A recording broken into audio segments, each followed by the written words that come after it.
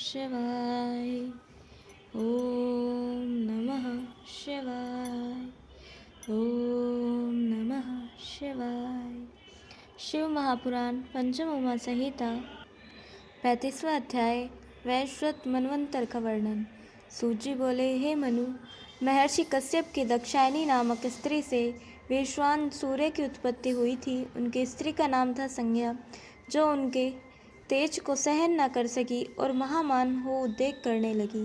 तब सूर्य ने उससे 3 संतानें उत्पन्न की, जिनमें यम और यमुना ये दोनों संतानें एक साथ उत्पन्न हुई और तीसरी संतान कन्या हुई।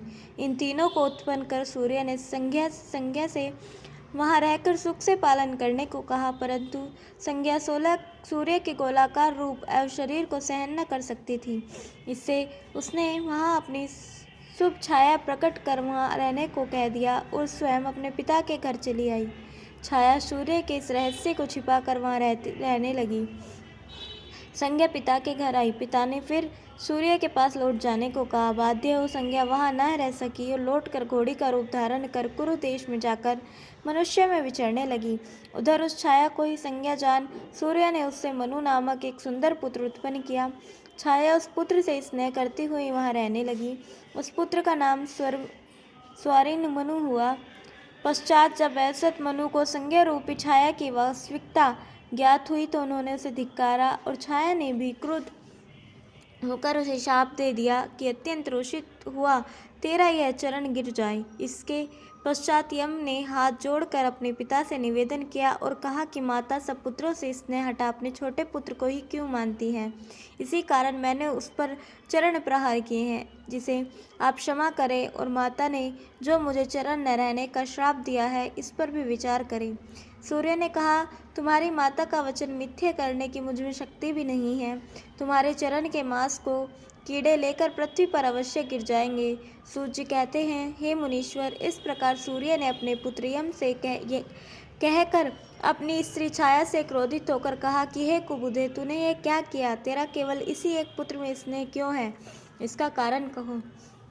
तब छाया सूर्य का यह वचन सुन सब बातें सत्य सत्य निवेदन कर कहने लगी। उसने कहा, तुम्हारे तेज से जलती हुई तुम्हारी स्त्री संज्ञा तुम्हें छोड़ तृण वन में चली गई है। तुम उस पर कृपा करो, मैं उसी का प्रतिबिंब छाया हूँ, मैं तुम्हारे रूप को सुधारूंगी। यह सुन सूर्य का क्रोध दूर हो गया।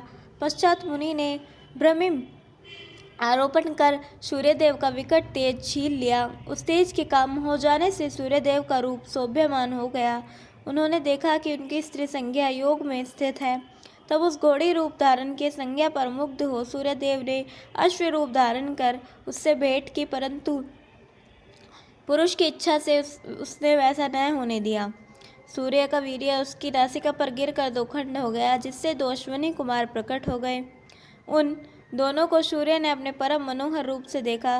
संज्ञा अपने पति का अवलोकन कर परम प्रसन्न हुई। अपने पति सूर्य को साथ लेकर आई। इसके यम को बड़ा दुख हुआ। वे धन से प्रजा को प्रसन्न करने लगे।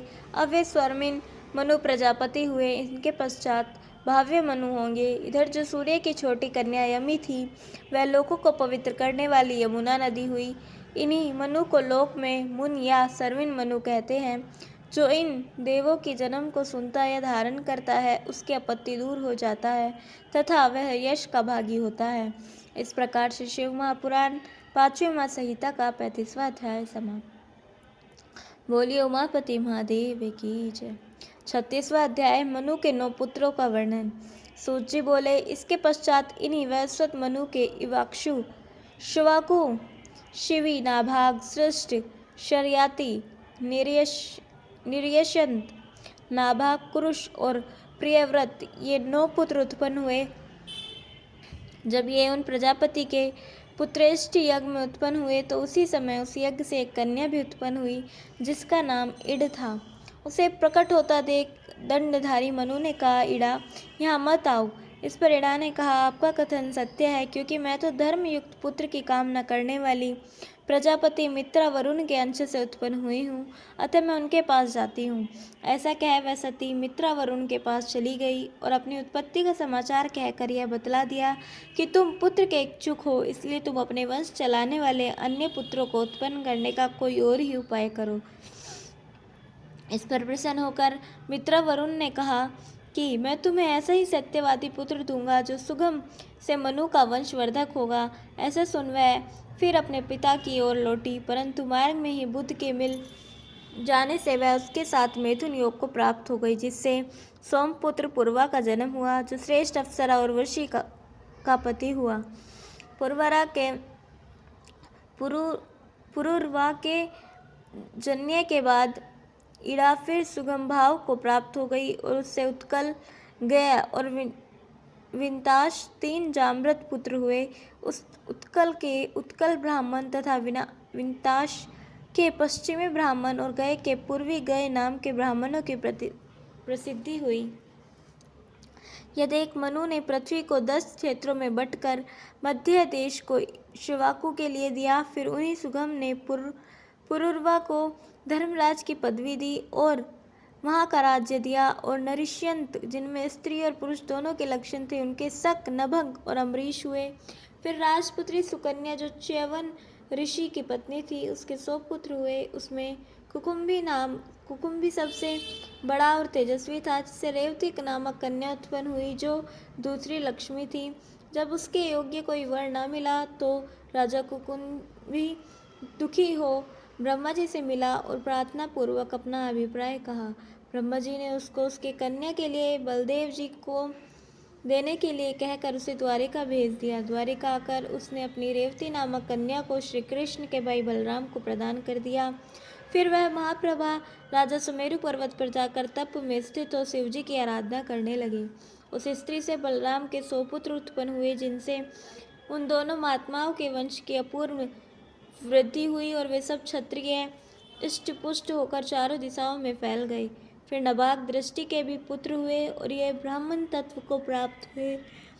उन्होंने अपना क्षत्रिय वंश स्थापित कर ब्राह्मणों का सा कर्म किया। फिर दृष्टि से दृष्टार्थ हुए और ब्राह्मण तत्व की प्रचुरता से क्षत्रिय तत्व से हीन